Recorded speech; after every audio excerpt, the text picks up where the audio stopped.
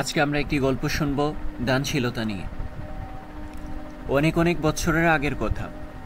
ইয়ামেনের এক বিখ্যাত গোত্রের নেতা ছিলেন মহান হৃদয়ের মানুষ হাতেম তাই। তার দানশীলতা এতই বিখ্যাত হয়ে পড়েছিল যে দূরদেশের রাজাদের কাছেও তার নাম ছড়িয়ে পড়েছিল। একদিন রোমের বাদশাহের দরবারে হাতেম তাইয়ের গল্প শুনে সবাই অবাক হয়ে পড়ল।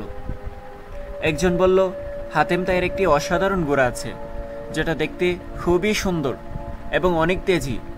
যেই দেখবে সে তার প্রশংসা করতে বাধ্য হবে। তখন বাদশাহ বলে উঠল, শুধু গল্পে শুনে কাউকে বড় বলা ঠিক নয়, যাচাই করাও জরুরি। তিনি যদি সত্যিই দানবীর হন, তবে প্রিয় জিনিসও তিনি দিতে পারেন। বাদশাহ তার মন্ত্রীকে বললেন, তুমি কি হাতেম তাইয়ের কাছে সেই প্রিয় ঘোড়াটি চেয়ে দেখো। যদি তিনি সত্যিই তোমাকে দিয়ে দেন, তাহলে ভেবে নেব তিনি সত্যিই মহৎ ব্যক্তি। মন্ত্রী রওনা দিল হাতেম তাইয়ের বাড়ির দিকে। অনেক পথ পাড়ি দিয়ে তিনি এক রাতেই পৌঁছে গেল হাতেম তাইয়ের বাড়িতে।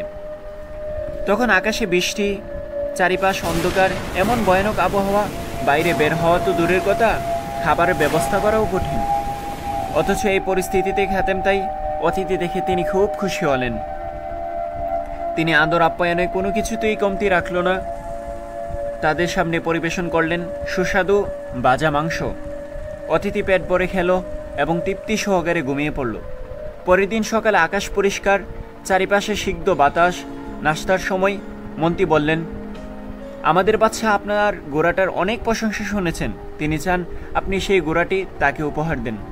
হাতেম তাই তা শুনে শান্ত সুরে বললেন, যদি আপনি আগে বলতেন, আমি অনেক দুঃখিত। আমার প্রিয় ঘোড়াটি আর বেঁচে নেই। সবাই চমকে উঠল। হাতেম তাই বলল, গতরাত্রির তুমুল বৃষ্টিতে বাহির থেকে কোনো পশু আনা সম্ভব হয়নি, অথচ আপনাদের অভুক্ত রাখা আমার পক্ষে কখনোই সম্ভব না। তাই আমি নিজের প্রিয় ঘোড়াটিকে জবাই করে আপনাদের খাবার দিয়েছি। মন্ত্রী স্তব্ধ হয়ে গেল। তিনি বুঝলেন এমন দানশীল মানুষ পৃথিবীতে খুব বিরল।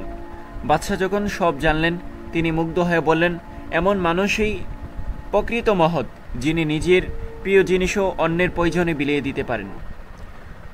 সত্যিকারের দান মানে নিজের প্রিয় জিনিস ত্যাগ করা।